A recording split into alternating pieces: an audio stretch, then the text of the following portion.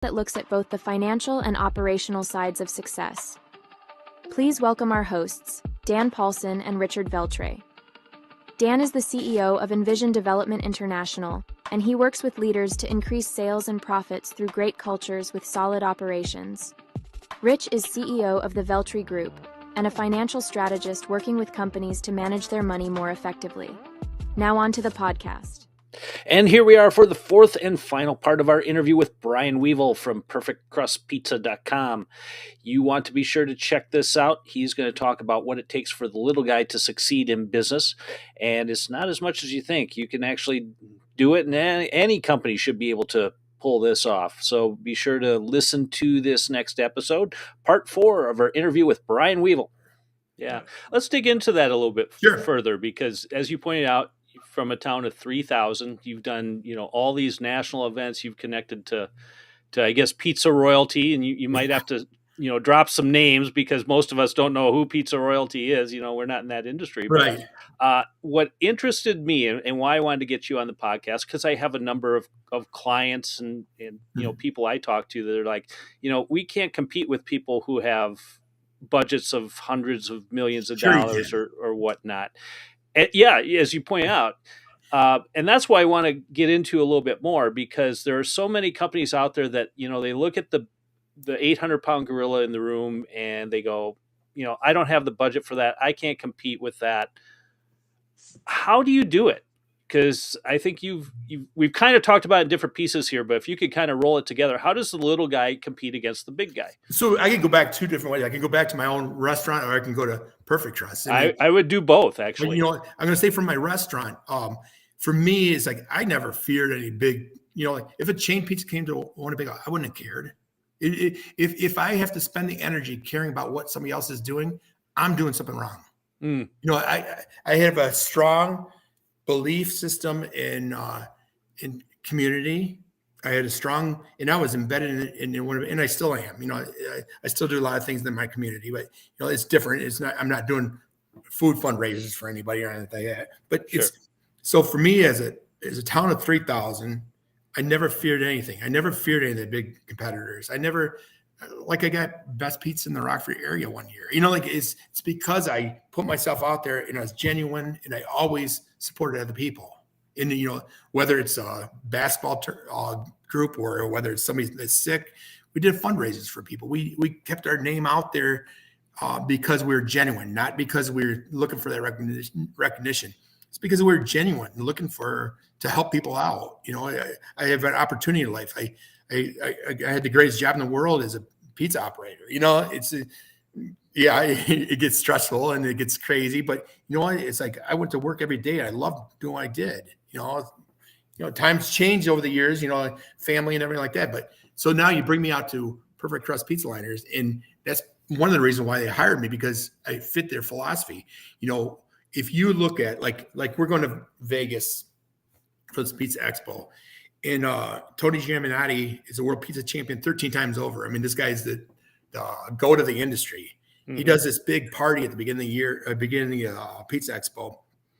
And there is everybody who's anybody. There's Bacchio cheese, Grande cheese, Stanislaus, every performance food groups. I can't remember who else advertises with them. I mean, everybody who's anybody in the industry. And these are corporations that are 100,000, 200,000 people. I don't know how many. I'm making up numbers like that, but they're huge companies. Right. And in the same breath, there's Perfect Crust Pizza Liners, and there's 8 of us that work for them.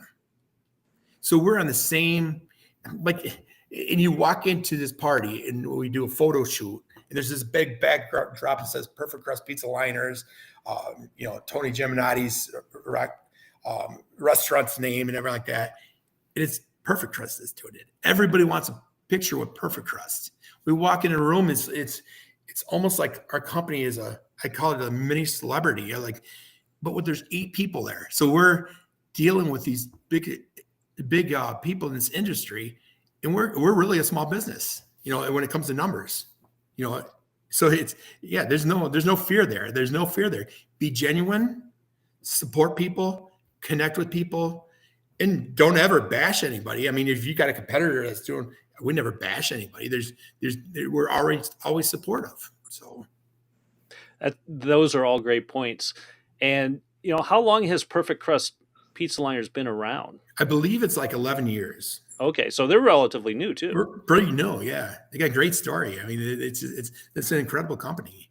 So how did you guys get from basically nothing 11 years ago to where you're at today? I know you kind of hinted at, be genuine, connect, Sure. that type of thing. But what was the process that it took to get there? But from what I get from the humble beginnings, the owner Jeff is is an amazing brain. I mean, this guy is like I don't know how to explain it to you. It's like this guy's brain goes a million miles per hour. I don't know how he sleeps even. Like it just goes. Very creative, very naturally gifted. And I think they created the product, and they have patents and everything like that. And it's I think they went to the first Pizza Expo and had a booth there. And that's expensive. I don't even think they had I don't think they had a client yet.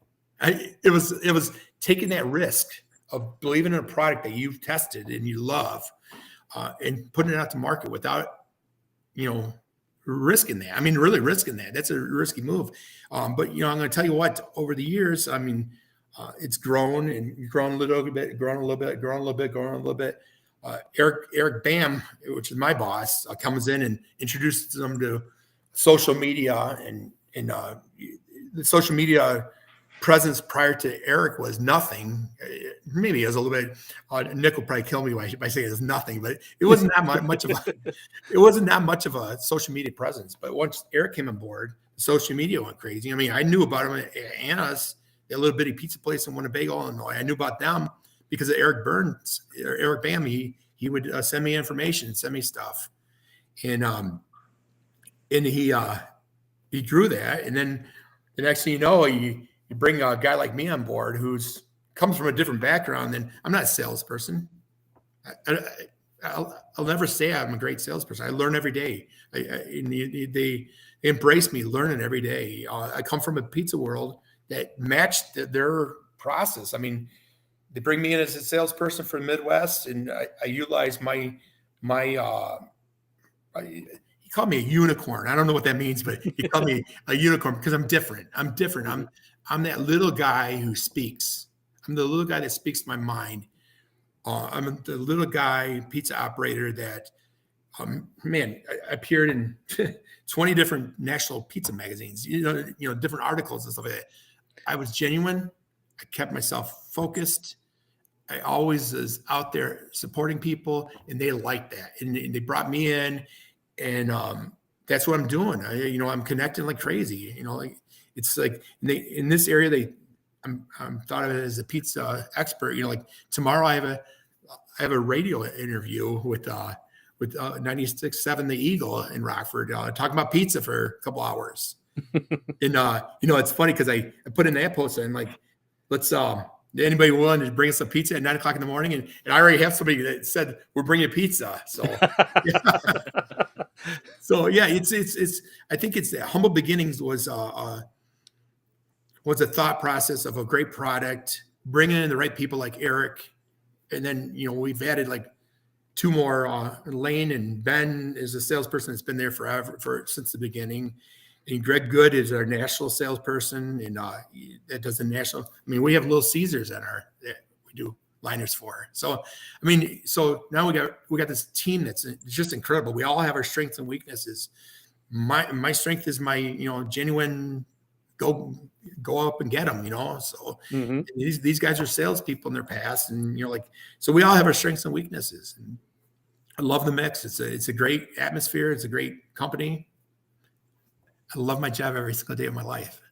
I wake up, I drink my coffee, and I think about how wonderful I have it. And what pizza you're going to eat that day, right? Yeah. Yeah, that's true. I get to eat a lot of pizza, which is who doesn't like that, right? Yeah.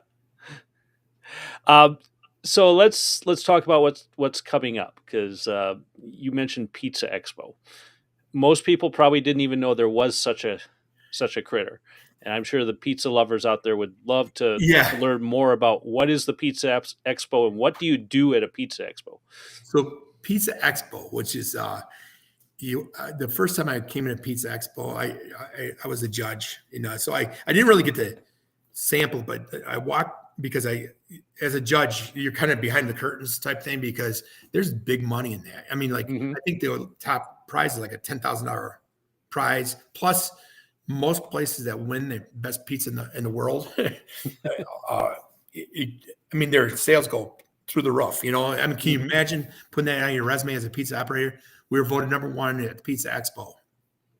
So Pizza Expo is this: it's anything you could think of. It's related to pizza.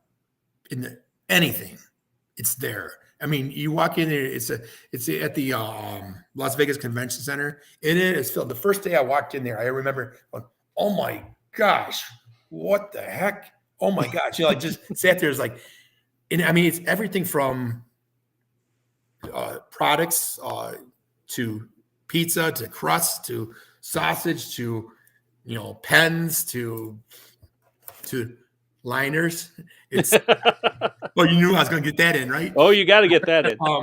I mean, delivery bags. I mean, there's so much there. It's like this. How do you want to do? You've been to one of those swap meets or whatever, the flea markets or whatever.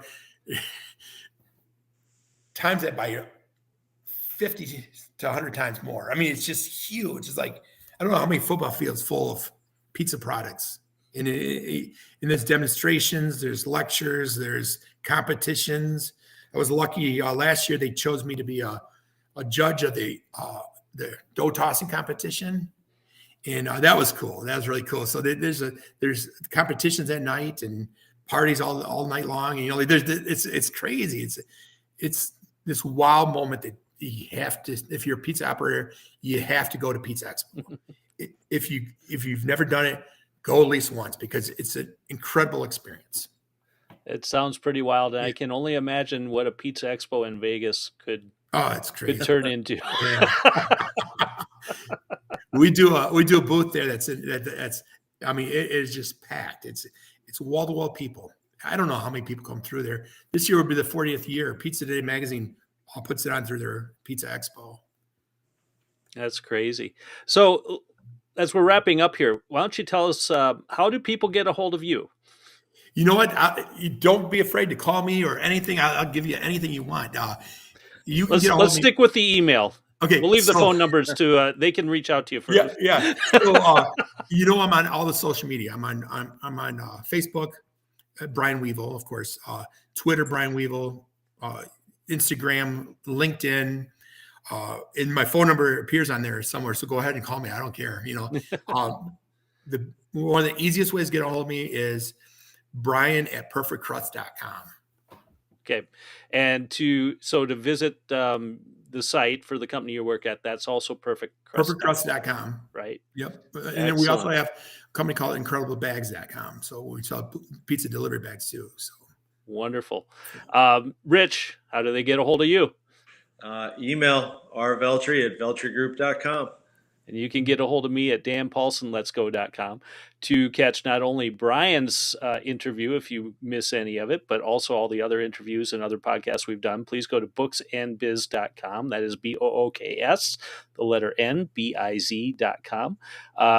Brian, maybe we got to do a live while you're at Pizza Expo and that would be cool. Do something back and forth there while you're at the booth. Let's do it. Let's do it. I'll be at my booth most of the time, but it'd be interesting for you to see it. I mean, and your clients would be amazed by that. Well, like I said, who doesn't love pizza? That's right. And now you have 6 football fields of pizza.